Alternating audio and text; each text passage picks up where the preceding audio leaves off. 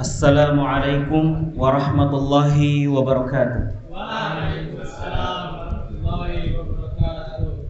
Alhamdulillahi rabbil alamin.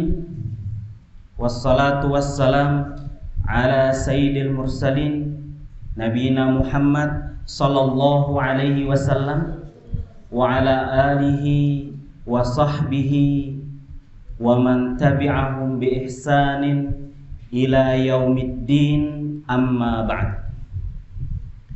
Yang dimuliakan oleh Allah Ta'ala, Amir Suban Wilayah Ustadz Waliullah, dan juga Amir dari Syuban Markas, serta yang mengamiri Fatayat, dan para ikhwan serta akhwat yang dimuliakan oleh Allah Subhanahu wa Ta'ala. Alhamdulillah, pada malam hari ini yang bertepatan dengan tanggal berapa ini kira-kira para ikhwan? 29 Tanggal 28 atau 29? 29 ya, tanggal 29. Karena perhitungan Islam itu berganti hari ketika ghurubus syams, yaitu ketika matahari tenggelam. Namun menurut Raja Namrud, ternyata perhitungan itu dimulai dari jam 12 malam atau 00. Itulah pergantian hari, menurut Raja Namrud. Yang insya Allah berarti tinggal berapa hari lagi kita akan bertemu dengan tamu yang dirindukan gak nih? Dirindukan gak ibu-ibu? Ibu-ibu ada gak ini? Jadi masih muda-muda semua ya. Nah, ya insya Allah dirindukan. Kalau tidak dirindukan maka harus dipertanyakan, mengapa hatinya tidak merindukan. Maka dari itu Rasulullah SAW saking rindunya, kan? Seperti seorang jomblo yang merindukan sang kekasih. Jadi mohon maaf yang jomblo ini kayaknya kena terus ini. Yaitu di mana selama 3 bulan sebelum datangnya bulan Ramadan, Rasulullah SAW itu berdoa. Doanya apa? Ada yang hafal nggak? Yang hafal doanya nanti dikasih motor 1 itu di situ. Ustadz Wali insya Allah siap ya, sedekah motor ya. Oke? Doanya apa Pak Rewan? Yang bisa jawab nanti ya dikasih hadiah lah sama kopi 1 saset, kopi Raja. Allahumma barik lana fi Rajabin wa Sya'ban. Ya Allah, berkahilah kami di bulan Rajab dan juga di bulan Sya'ban. Waballighna, dan pertemukanlah kami, sampaikanlah kami kepada bulan Ramadan. Mudah-mudahan berapa hari lagi kita dapat dipertemukan oleh bulan Ramadan, dan juga kita dapat dijadikan rajin hatinya oleh Allah Subhanahu wa Ta'ala dengan ibadah-ibadahnya, sehingga kita bisa mendapatkan ampunan dan juga rahmat Allah Subhanahu wa Ta'ala. Amin ya rabbal alamin. Salawat dan salam harus senantiasa kita junjungkan, kita lantunkan untuk Nabi kita, Nabi Muhammad SAW, yang telah memberikan jiwa raganya. Jadi bukan hanya memberikan hartanya saja, tapi jiwa raganya. Bahkan yang tadinya beliau kaya bersama Khadijah, menjadi apa Pak Rewan? Menjadi apa? Menjadi apa? Menjadi hartanya berkurang. Jadi jiwa dan raga serta hartanya diberikan untuk kalimat tauhid la ilaha illallah, yang karena beliaulah kita dapat merasakan alhamdulillah nikmatnya Islam dan nikmatnya iman. Kalau tanpa beliau, maka sudah menjadi hal yang tidak baik atau akan menjadikan diri kita di luar daripada agama Islam. Tapi karena beliau berjuang dengan keikhlasan, maka Islam menjadi abadi sampai hari kiamat nanti. Mudah-mudahan kita juga termasuk orang yang akan mendapatkan syafaat beliau di akhirat kelak. Amin ya rabbal alamin. Ikhwan, para syabab dan juga akhwat yang dimuliakan oleh Allah Subhanahu wa taala, sebenarnya tema kali ini agak membingungkan ya. Karena temanya itu apa judulnya? Kak Robit? Temanya apa? Temanya adalah pemuda dan Ramadan. Ya kan? Atau pemudi dan Ramadan. Tapi kenyataannya saat bulan Ramadan di masjid-masjid penuh dengan apa mereka? Bapak-bapak, ibu-ibu, perjaka-perjaka, jomblo-jomblo, atau dengan anak kecil. Mana nih yang paling ramai di masjid? Orang tua.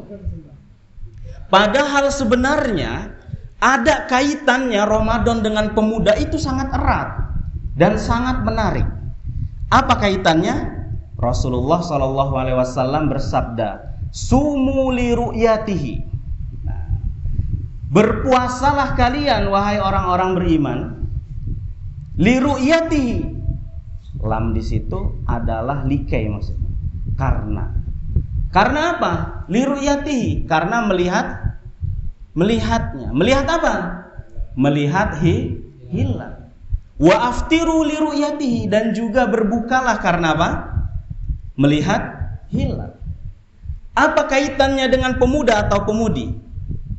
Kaitannya adalah apabila seseorang laki-laki ingin melamar wanita, maka hendaklah li ru'yatihi, betul enggak? Apa langsung aja tanpa melihat-lihat? Li ru'yatihi, pasti pemuda akan ingin melihat bagaimana wanitanya yang akan dinikahinya. Dengan apa? Diteropong dulu ya. Kelihatan apa enggak ini kan? Yang perempuan juga akan melihat bagaimana laki-lakinya kan, kurus seperti saya dan Kak Obid atau gemuk seperti yang lainnya gitu kan. Ya kan? Kalau Ustadz Wali mah udah pastilah paling ganteng. Tapi belum selesai menurut istrinya. Ya. Mohon maaf. Ya kan? Nah, jadi maksudnya adalah di mana pemuda dengan Ramadan sama gitu. Sebelum kita masuk kepada Ramadan, kita harus benar-benar memperhatikan dengan apa? Dengan bagaimana caranya kita melihat, kelihatan nggak nih bulan? Kelihatan nggak nih wanita yang kita pilih? Akhlaknya, ya kan? Dan juga kita harus tahu apa sih yang terjadi, apa sih yang datang di bulan Ramadan. Jadi dari situ ini hal yang sangat menarik. Tidak hanya sampai di situ. Setelah ru'yah, setelah ta'aruf, ada namanya yaumus syak. Ya kan? Yaumus syak apa itu? Hari yang ragu kan? Sama nggak ini dengan pemuda habis ta'aruf, ini nikah enggak? Nikah enggak, di pojokan kamar mandi ngidupin keran, nikah enggak gitu. Iya kan, mirip enggak? Nah, atau meratapi gimana dengan apa yang harus saya lakukan gitu kan? Yang perempuan pun berharap gitu. Jadi inilah kaitannya dengan pemuda. Kalau syak, apa yang dilakukan? Yaitu kita harus kembali kepada keyakinan. Satu pun yang meyakinkan dia. Makanya kata Rasulullah, kalau ada satu yang melihat ru'yah hilal itu, maka sudah cukup untuk menjadi syahid. Saksi untuk apa? Masuk kepada bulan Ramadan. Begitu juga kata Rasulullah, nikahilah wanita karena 4 hal. Tapi kalau 4 hal ini, seorang laki-laki ini milih. Nih ya mbak-mbak, laki-laki milih nggak? Milih.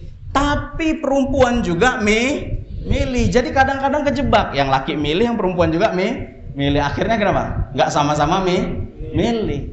Apa panduannya? Panduannya cuma satu. Dari 4 itu, yang paling indah adalah apa kata Rasulullah? Yaitu agamanya. Ini terkait dengan sedikit Ramadan dan pemuda-pemudi.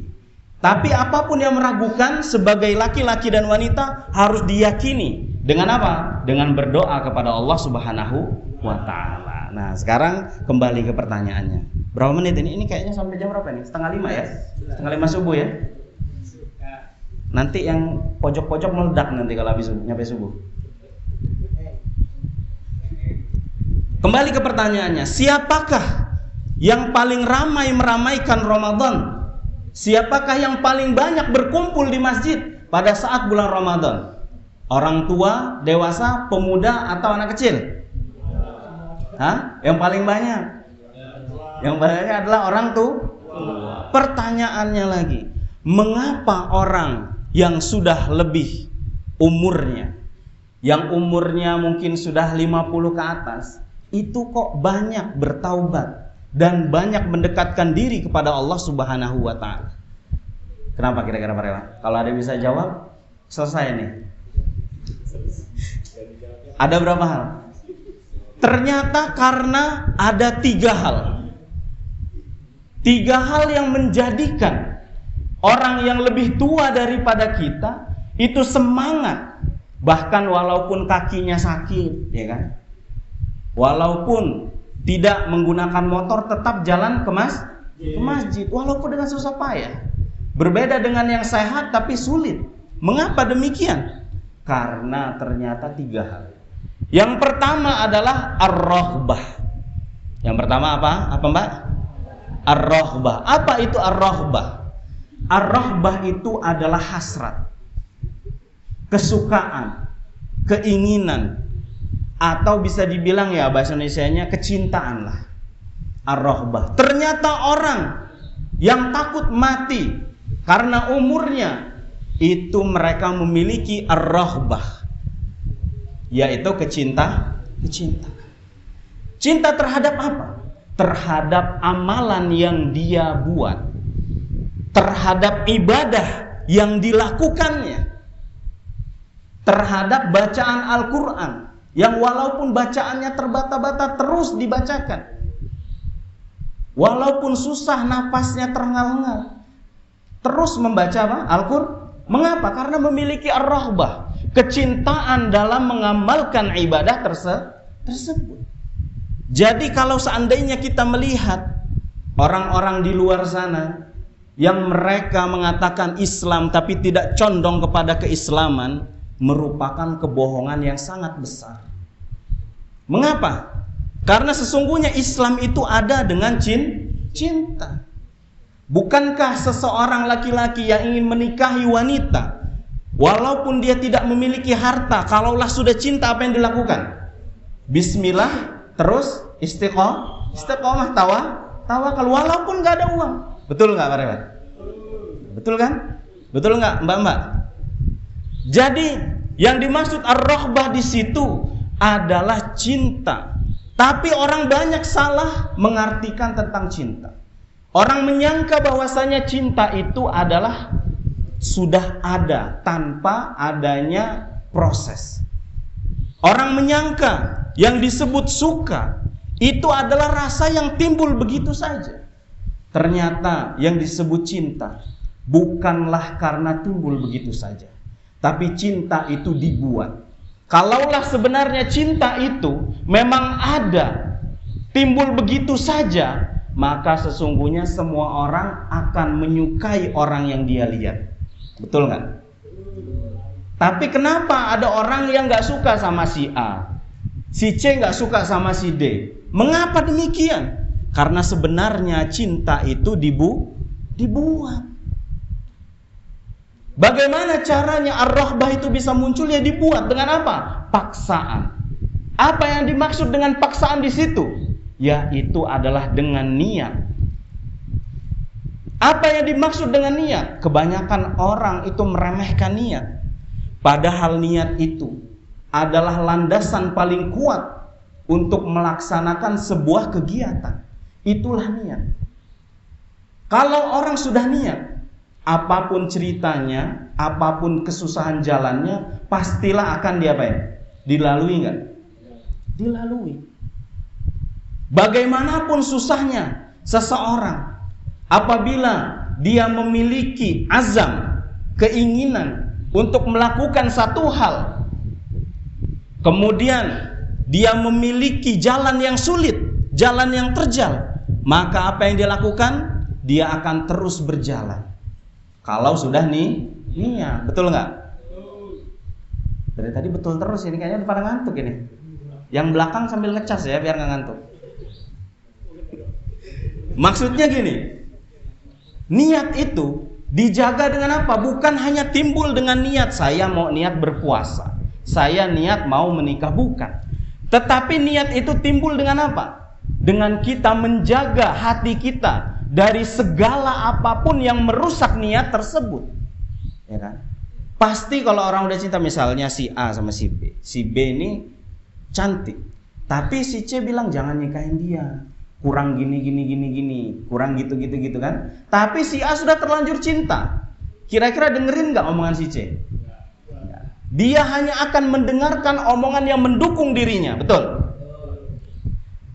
Tapi sebaliknya, orang yang niat sekarang, mereka kadang-kadang gabungnya, duduknya, ngobrolnya sama orang yang tidak sama niatnya, sehingga ar-rahbah itu hilang, cinta itu tidak timbul. Maka ketika datang bulan Ramadan, pemuda-pemuda hanya sibuk dengan kehidupannya masing-masing, tidak menghidupkan malam hari, tidak menghidupkan siang hari dengan ibadah. Dengan apa? Dengan ngobrol bersama-sama. Mengapa demikian? Karena ar-rahbah di dalam hatinya sudah hilang.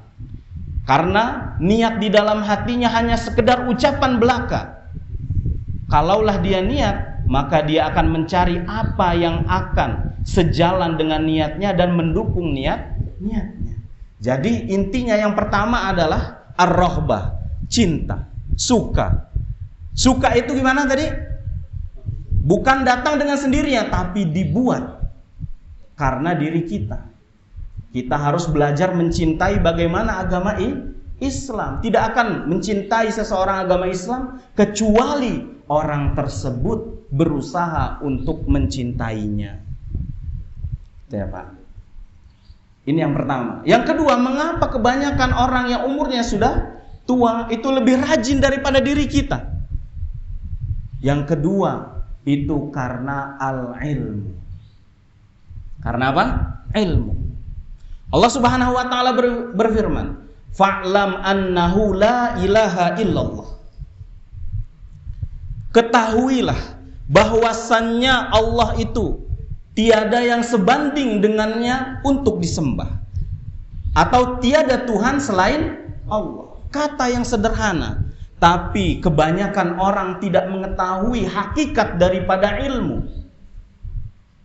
Ilmu menurut seseorang, kebanyakan orang, itu hanyalah wawasan belaka. Ilmu itu hanya kita dengar dari orang lain dan kita paham cukup. Tidak. Kata fa'lam dalam ayat itu, ayat berapa itu ya? Surat apa itu? Surat apa? Fitri, surat apa itu ya? Fa'lam annahu la ilaha illallah itu? Mana ini yang hafiz-hafiz ini?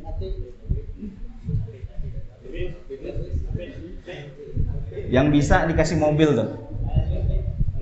Fa'lam annahu la ilaha illallah. I'lam di situ. I'lam di situ bukanlah hanya wawasan saja. Tapi yang disebut i'lam di situ adalah pahamilah, bacalah dan praktekanlah. Itulah ilmu. Ilmu itu bukanlah sekedar wawasan. Ilmu itu bukanlah hanya sekedar orang berbicara kita paham atau pemahaman saja, bukan. Tetapi yang disebut dengan ilmu adalah fa'lam. Dibaca, dicari, diteliti dan diyakini.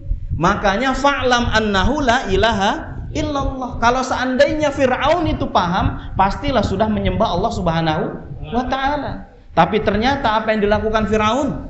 Fir'aun meyakini yang menciptakan langit dan bumi adalah Allah. Tapi dia fa'lam, dia tidak fa'lam. dia hanya mengakui saja, tapi tidak meneliti dan juga tidak meyakini dari dirinya.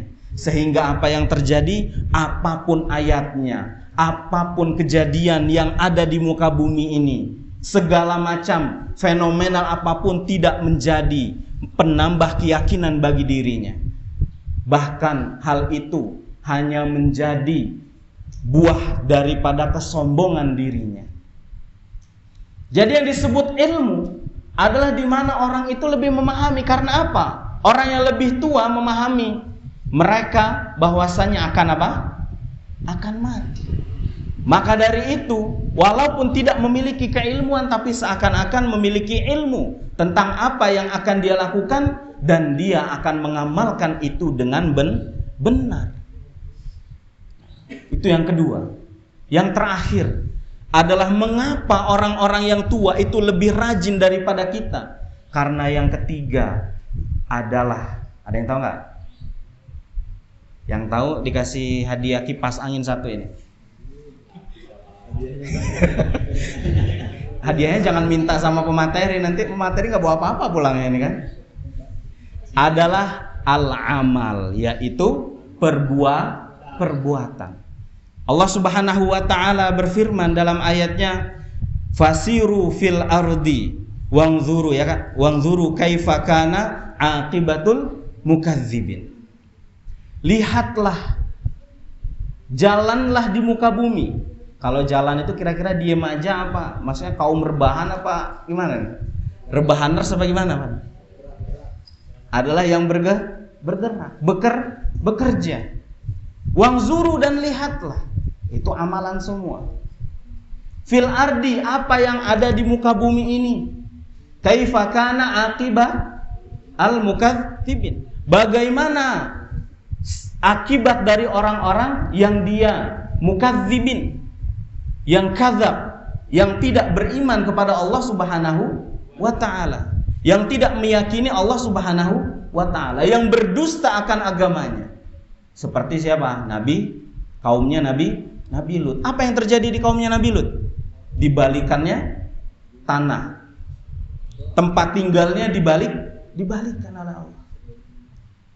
Banyak kaum-kaum yang bisa membelah gunung-gunung. Apa yang dilakukan oleh Allah? Dihancurkan, diluluh lantahkan.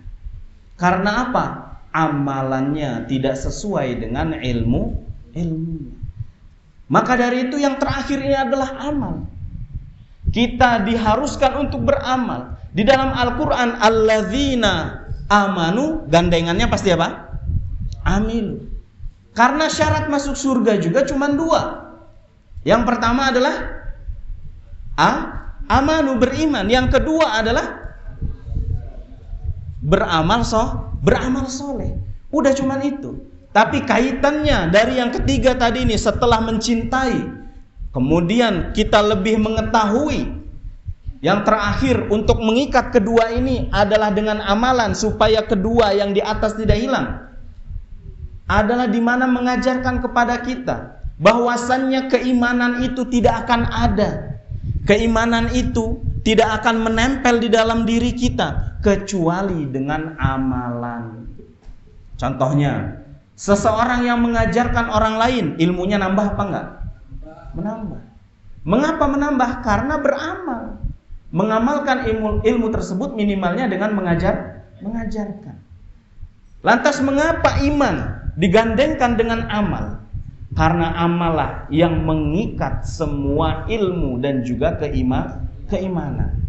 Jadi seseorang tidak akan mencintai bulan suci Ramadan, seseorang tidak akan beribadah dengan Ramadan kecuali dengan hakikat amalannya.